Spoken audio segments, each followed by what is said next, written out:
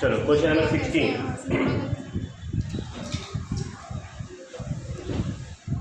नीला और सीला पूंजी के प्रमाण में, ध्यान रखना इसमें पूंजी के प्रमाण में लाभ हानि बांटते हैं। पूंजी के प्रमाण में लाभ हानि बांटने वाले साझेदारी क्रेडिट के साझेदार हैं।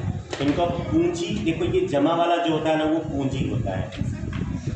पहले वाले की पूंजी 1 लाख है और दूसरे वाले की पूंजी 50,000 है। तो मतलब 1 लाख और 50,000 का अगर प्रमाण निकालेंगे तो 4 जीरो कट गया, बचा 10:5, मतलब 2:1।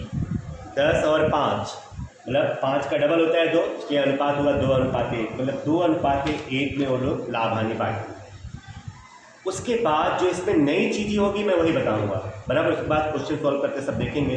पूंजी और आहरण ये सबको पता है। व्यापारी, व्यापारी का मतलब लेनदार और ग्राहक का मतलब देनदार, ये नया आया इसमें। माल वापसी ये तो कल भी आ गया था, जो उधार में है ये बिक्री वापसी है, और जो जमा में है वो खरीद वापसी है। हुंडियाँ जो उधार में है वो लेनी हुंडी, और जो जमा में है वो देनी हुंडी। रोकड़ और बैंक, अब सुनो ये नया आया, रोकड़ और बैंक। देखो दो चीज़ें हैं, रोकड़ और बैंक, और दोनों की रकम अलग अलग है।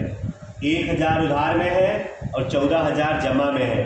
तो अच्छे से समझ लो, जब रोकड़ और बैंक दोनों साथ में दिया हो और उधार और जमा दोनों में रकम दी गई हो, तो जो उधार वाला होगा ना वो हमेशा क्या होगा, रोकड़। जो उधार में होगा वो क्या होगा, हमेशा रोकड़, और जो जमा में होगा वो होगा BOD, बैंक ओवरड्राफ्ट। याद रखना, जब रोकड़ और बैंक दोनों हो और दोनों की रकम दी गई हो, उधार और जमा में मतलब 2 रकम दी गई हो, एक उधार में और एक जमा में, तो जो उधार वाला होगा वो रोकड़ होगा और जो जमा वाला होगा वो बैंक ओवरड्राफ्ट। और रोकड़ ये संपत्ति होती है और बैंक ओवरड्राफ्ट क्या होगा, दायित्व। ठीक है, तो याद रखना, जमा वाला बैंक ओवरड्राफ्ट होगा और उधार वाला क्या होगा, रोकड़।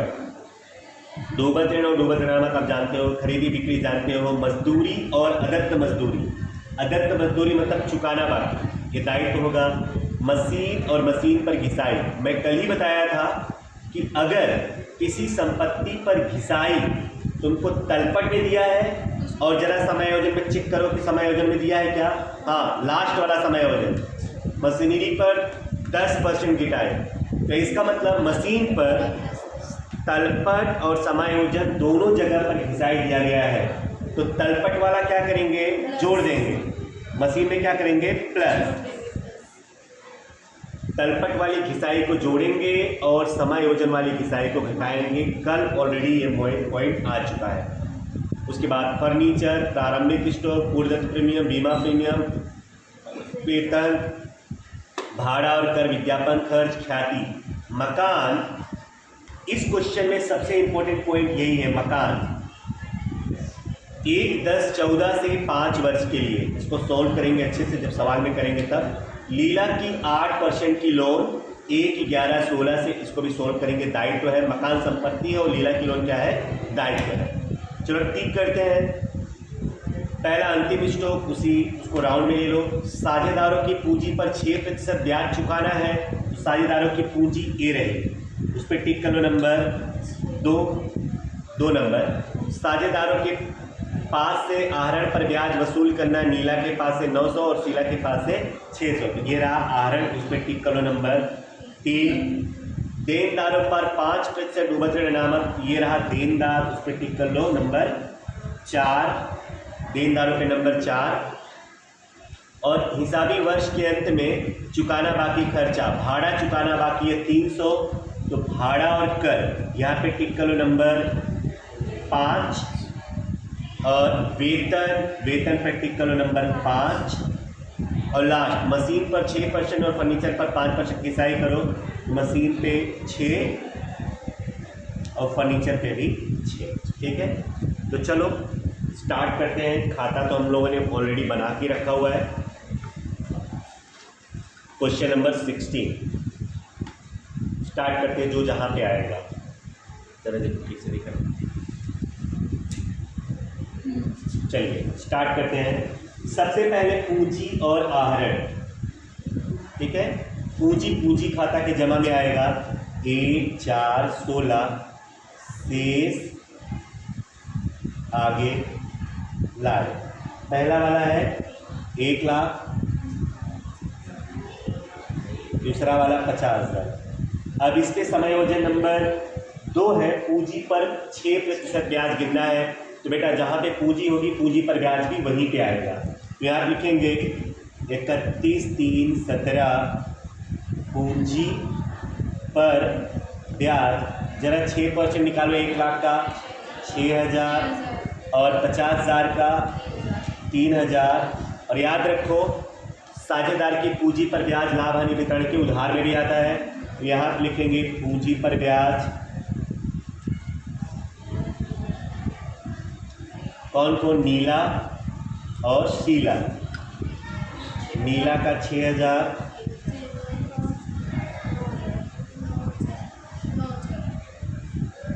नेक्स्ट आहरण आएगा उधार में। यहाँ आप लिखेंगे आहरण पूंजी के उधार में आता है 20,000 और 14,000। अब इसके समायोजन नंबर 3 है, साझेदारों के पास से आहरण पर ब्याज वसूल करना है 900 और 600। आपको पता है जहाँ पे आहरण है आहरण पर ब्याज भी वहीं आएगा। यहाँ लिखेंगे 31/3/16 आहरण पर ब्याज। पहले वाले का 900, दूसरे वाले का 600। आपको दूसरा एंट्री पता होना चाहिए, आहरण पर ब्याज लाभ हानि वितरण के जमा में। यहाँ पे लिखेंगे आहरण पर ब्याज नीला और शीला 900 600 टोटल 15।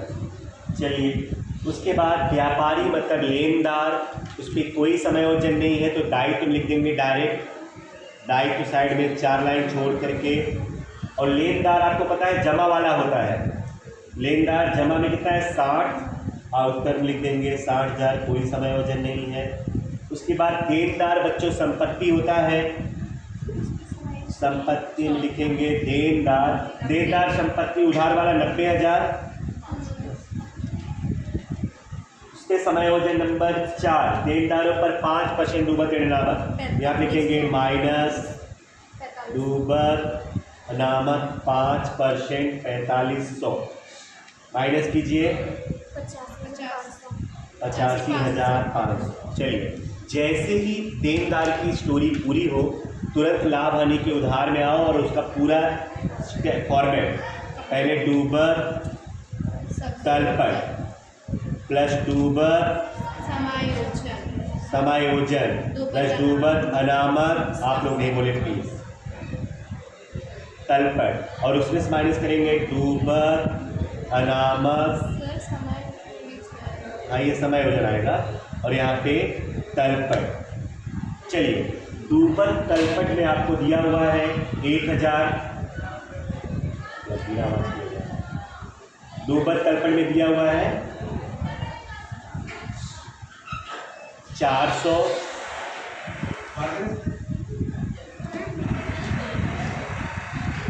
डूबत तलपट में 400 प्लस डूबत समायोजन में नहीं दिया हुआ है तो डैश प्लस डूबत अनामत समायोजन में दिया है 4,500। ठीक है, ये जुड़ेगा और माइनस डूबत अनामत तलपट में दिया हुआ है तलपट में दिया है 1,300 माइनस करेंगे, आउटर में कितना आएगा 3,600। ओके चलिए, तो लेनदार और देनदार हो गया। माल वापसी खरीद वापसी और बिक्री वापसी में से खरीद वापसी और बिक्री वापसी है। तो पहले आपको व्यापार खाता के उधार में खरीदी लिखना पड़ेगा और जमा में बिक्री लिखना पड़ेगा। खरीदी आप अगर देखोगे तो नीचे दिया हुआ है 1,40 और बिक्री जमा वाला है 2,60,500। अब माल वापसी जो उधार वाला है वो बिक्री वापसी है, उधार में है 2000 तो बिक्री में से माइनस हो जाएगा, आउटर में 2,58,500 और जमा वाला 3000 है तो खरीदी में से माइनस हो जाएगा, ये बिक्री वापसी है और एक खरीद वापसी 3000 माइनस करेंगे आउटर में 1,37,000। ठीक है, तो उसके बाद हुंडियाँ जो उधार वाली है वो लेनी हुंडी है, संपत्ति है हमारी, उधार में लेनी हुंडी 15,000, जमा में देनी हुंडी ये दायित्व होगा जमा वाला, देनी हुंडी 30,800। नेक्स्ट, अब बच्चों मैं आपको पहले बताया था रोकड़ और बैंक, जो हमेशा याद रखना जो उधार वाला होगा वो रोकड़ होगा और वो संपत्ति में आएगा। रोकड़ उधार में 1,000, बैंक ओवरड्राफ्ट जो जमा वाला होगा वो बैंक होगा, बट बैंक नहीं लिखेंगे, बैंक ओवरड्राफ्ट लिखेंगे, BOD शॉर्टकट लिख सकते हो 14,000। उसके बाद डूबत ऋण और डूबत ऋण अनामत हो गया, खरीदी और बिक्री हो गया। मजदूरी व्यापार के उधार में आता है, आपको पता होगा मजदूरी खर्च है, खरीदी का खर्चा व्यापार के उधार में 35,000, कोई समायोजन नहीं है। और अदत्त मजदूरी मतलब चुकाना बाकी मजदूरी, कोई भी खर्चा अदत्त है मतलब चुकाना बाकी, और चुकाना बाकी हो तो दायित्व, चुकाना बाकी हो तो दायित्व, ये आप लिखेंगे चुकाना, अदत्त मतलब चुकाना, हाँ चुकाना बाकी मजदूरी का 2,000। नेक्स्ट, मशीनरी संपत्ति में आएगा, मशीनरी इनर कॉलम 36,500। अब मैं आपको इसमें बताया पहले कि मशीनरी पर घिसाई दोनों जगह दिया है, सकल तलपट और समायोजन दोनों जगह, तो तलपट वाला जोड़ेंगे और समायोजन वाला घटाएंगे। यहाँ लिखेंगे प्लस घिसाई, तलपट में 3500 दिया है, 3500 जोड़िए 40,000, माइनस घिसाई समायोजन 10% बोला है तो 4,000, ये जुड़ेगा और ये घटेगा, यहाँ पर आएगा 36,000। तो बच्चों समायोजन वाली जो घिसाई होगी उसी को लाभ हानि खाता के उधार में लिखेंगे, यहाँ पर लिखेंगे मशीनरी पर घिसाई।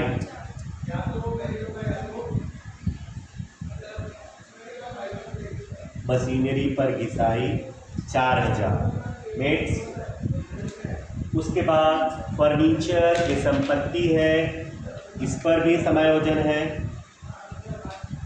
फर्नीचर दिया हुआ है 12,000, 5% इसमें घिसाई बोला है समायोजन नंबर 6 में, घिसाई 5% करेंगे तो 600, आउटर कॉलम 11,400, और ये घिसाई है तो लाभ हानि उधार में फिर से आएगा। फर्नीचर घिसाई 600। नेक्स्ट, प्रारंभिक स्टॉक व्यापार के उधार में आएगा, सबसे ऊपर प्रारंभिक स्टॉक 46,100। पूर्व दत्त बीमा प्रीमियम ये संपत्ति होती है, कोई भी खर्चा अगर पूर्व दत्त है मतलब अग्रिम चुकाया तो हमारी संपत्ति होगी। यहाँ आप लिखेंगे पूर्व दत्त बीमा प्रीमियम 200। वेतन ये लाभ हानि के उधार में आएगा, वेतन लाभ हानि के उधार में 23,000।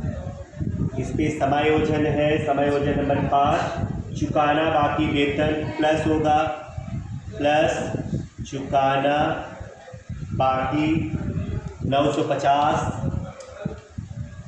तो जोड़ दो 23,950 और चुकाना बाकी, इसलिए हमारा क्या होगा दायित्व।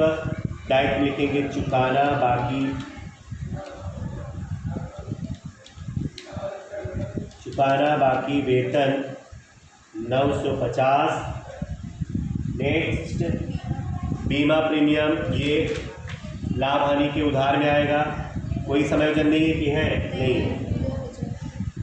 बीमा प्रीमियम 2000 लाभ हानि के उधार में। भाड़ा और कर, इस पे समायोजन है, लाभ हानि के उधार में लिखेंगे इनर कॉलम भाड़ा कर। भाड़ा और कर दिया हुआ है 2900 ये ना 12,000 है, 12,000 और चुकाना बाकी है 300 प्लस चुकाना बाकी 300 टोटल हो जाएगा 12,300। ये दायित्व में भी आएगी दूसरी एंट्री, चुकाना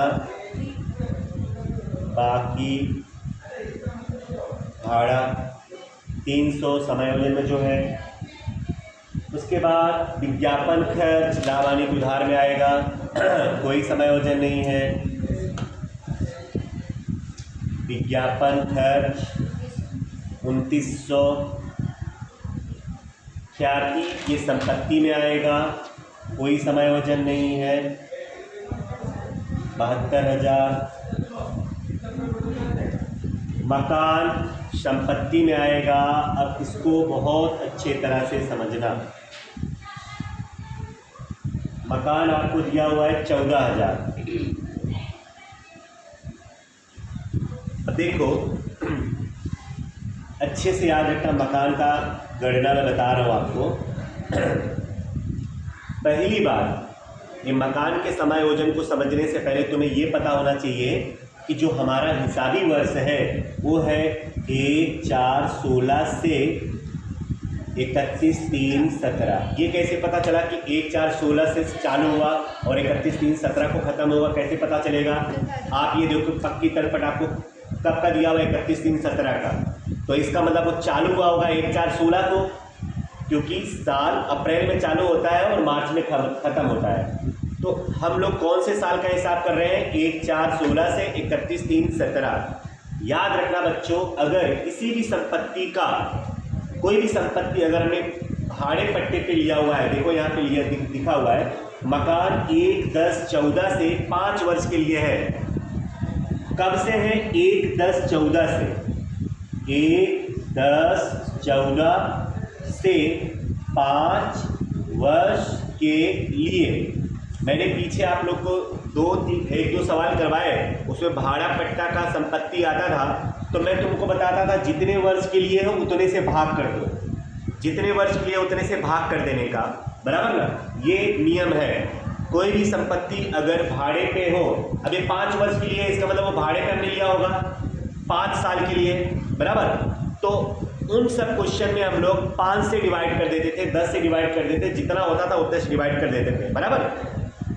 लेकिन इस क्वेश्चन में 5 से डिवाइड नहीं करेंगे हम लोग, पहले 5 में से 1.5 माइनस करेंगे, तो आएगा 3.5 वर्ष, और इससे डिवाइड करेंगे। तो यहाँ पे भाड़ा पट्टा मकान का जो अपलिखित अमाउंट आएगा, अपलिखित बराबर 14,000 है, तो 14,000 को 3.5 से डिवाइड करेंगे तो 4,000 आएगा, बराबर?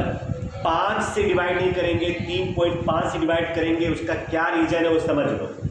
याद रखना, हम जिस साल में है, बराबर, उससे कितना साल पहले का ये मकान हमने भाड़े पे लिया हुआ है? 1.5 साल। कैसे पता चला 1.5 साल? हमने कब लिया? 1/10/14 को, और हम कौन से साल में हैं? 1/4/16 में। तो इसके पहले कितना समय बीत चुका है? 1.5 साल। अगर तुम काउंट करो तो देखो 1/10/14 से, अब इसमें 6 महीना जोड़ोगे तो 1/4/15 आएगा, 1/10/14, तो 10वां 11वां 12वां 1 2 3, और फिर अप्रैल आएगा ना, तो 6 महीने हुआ, और 1/4/15 से 1/4/16, देखो यहाँ से अगर गिनो 1/10/14 से पहले तो आएगा 1 4 15, 1 10 14 से 1 4 15 आएगा ना, तो कितने महीने होते हैं? 6 महीने होंगे। अगर गिनना हो तो गिन लो, बराबर। 10वां 11वां 10वां 11वां 12वां 1 2 3 6 महीने पूरा हुआ तभी अप्रैल आया होगा ना।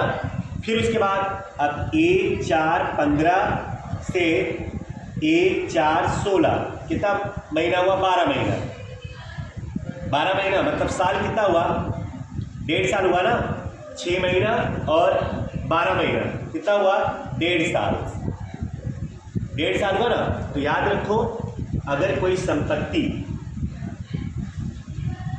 हम जिस साल में है उससे जितना साल बीत चुका है उतना साल तुमको माइनस करके भाग करना है। जैसे 5 वर्ष के लिए है, 1.5 साल बीत चुका है तो 1.5 माइनस कर दो, तो कितना बचेगा? 3.5। तो 3.5 से भाग करेंगे। अगर ये 1 4 16 से होता ना तब डायरेक्ट 5 से भाग कर देते हैं हम लोग। 1 4 16 से होता, जिस साल में है उसी साल में हमने भाड़े में लिया है, तब तो जितने का है उतने से डिवाइड करेंगे। लेकिन अगर उसके पहले हमने भाड़े पे लिया हुआ है, इसका मतलब उतनी रकम ऑलरेडी माइनस हो चुकी होगी। इतना नहीं ध्यान में दो आप, सिर्फ इतना ध्यान दो जितना समय बीत चुका है उतना तुम्हें माइनस करके डिवाइड करना है। तो यहाँ पर 1 10 14 है और हम लोग हैं 1 4 16 में, तो इसका मतलब 1.5 साल बीत चुका है तो 1.5 माइनस कर देंगे यहाँ पे। तो 5 में से 1.5 माइनस करेंगे तो 3.5 आएगा। तो यहाँ पे माइनस अपलिखित करेंगे, माइनस अपलिखित 3.5 से डिवाइड करो तो 4000 आएगा। मैंने वहाँ पे कैलकुलेट करके बता दिया। तो यहाँ पर आएगा 10,000 और लाभ हानि के उधार में भी आएगा अपलिखित मकान, क्योंकि हमारा नुकसान है ना। अपलिखित मकान कितना है? केवल 4000 ना। 4। नेक्स्ट लीला की लोन, ये दायित्व है, तो यहाँ दायित्व में लिखेंगे 8% लीला की लोन। कितना दिया हुआ है? 30,000। अब लीला की लोन 1 11 16 से है ना, तो कितना महीना होगा? 11वां 12वां 1 2 3 5 महीना। तो 5 महीने का ब्याज निकालो। पहले 8% करो प्लस ब्याज। यहाँ पे लीला की लोन पर ब्याज, लीला की लोन पर ब्याज बराबर 30,000 गुणे 8% गुणे 5 भागे 12 कितना आया? 2400। पूरा बताओ ना। 1000। लीला की लोन पर ब्याज 1000। 1000 जोड़ दो यहाँ पे, टोटल हो जाएगा 31,000। और ये हमारे लिए क्या है? खर्च है। यहाँ पे लिखेंगे लोन पर ब्याज, लोन पर ब्याज 1000। नेक्स्ट, बस हो गया। पहला समायोजन देखो, अधिक वर्ड है, अधिक होना तो जितना दिया हो वही डायरेक्ट ले लेने का। यहाँ लिखेंगे क्या? अंतिम स्टॉक। अंतिम स्टॉक 1 लाख, 1 10 और संपत्ति में भी आएगा अंतिम स्टॉक।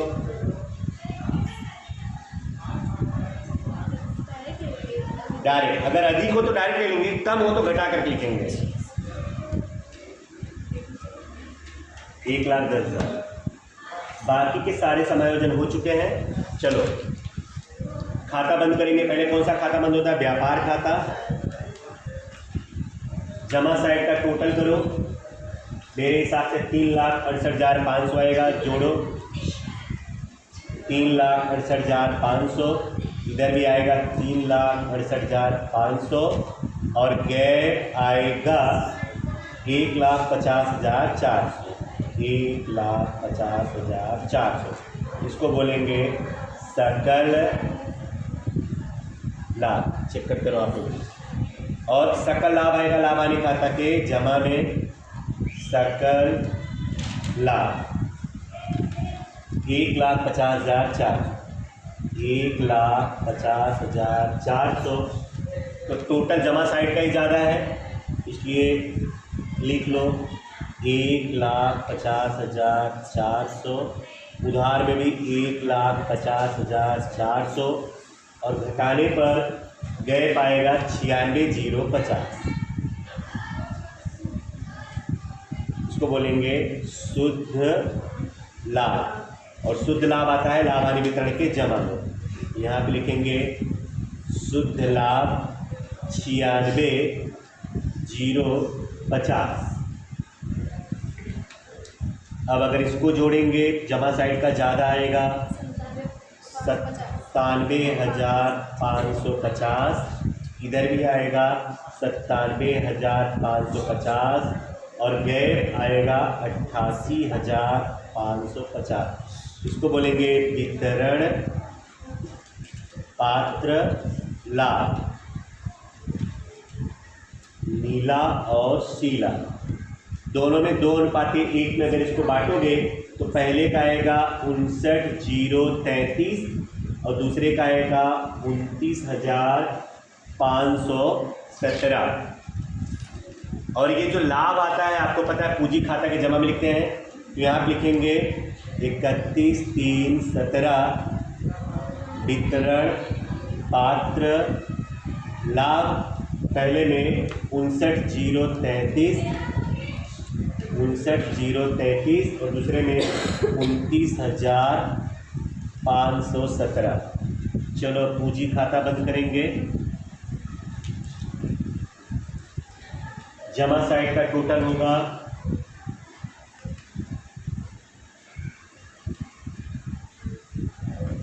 चलो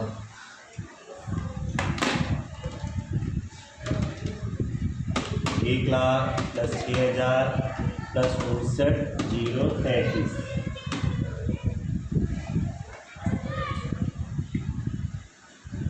1,65,033 क्या लिखेंगे 1,65,033 और यहाँ पर लिखेंगे 1,65,033 और गैप आएगा 1,44,133। 1,44,133 इधर का टोटल करेंगे तो आएगा 82,517। 82,517 इधर भी आएगा 82,517 और गैप निकालेंगे तो गैप आएगा 67,917। 67,917 31,317 शेष आगे ले गए। और ये जो पूंजी है दायित्व में आ जाएगा, यहाँ लिखेंगे पूंजी नीला और शीला। नीला की पूंजी 1,44,133 और शीला की पूंजी 67,917। टोटल आएगा 2,12,050। 2,12,050। ओके, अब टोटल कर लीजिए। दोनों तरफ का टोटल आएगा 3,41,100। इधर का भी टोटल 3,41,100। ठीक है, लिख लो।